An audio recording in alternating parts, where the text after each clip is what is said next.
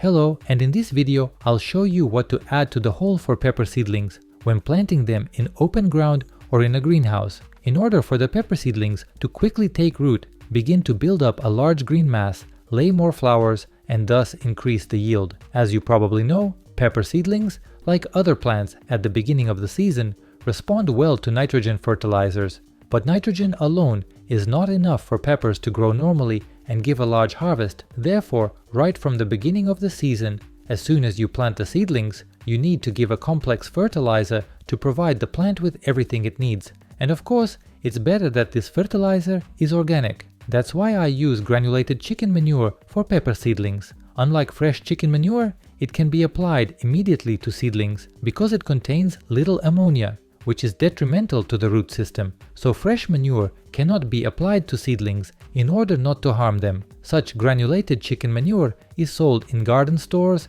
and online stores, and under one plant you need to add only 1 handful of granulated chicken manure. We throw it to the bottom of the hole and mix it with the soil, so that when we immerse the seedlings, we put them not on the granules but on a ready-made soil mixture with fertilizer. Immediately fill the hole with water, let it soak in, and then plant the pepper seedling in it. In this way, we activated the microorganisms in the soil to process the granulated chicken manure into available nutrition for the root system of seedlings. And granulated chicken manure contains a lot of nitrogen as well as phosphorus and potassium. Other macro and micro elements are also present, albeit in small quantities, and this fertilizer will be enough for about a month, and then we will feed the seedlings with other organic fertilizers. I will tell you about them in my next videos, so be sure to subscribe to my channel and do not miss the release of new videos. I wish you a good day and see you in the next video.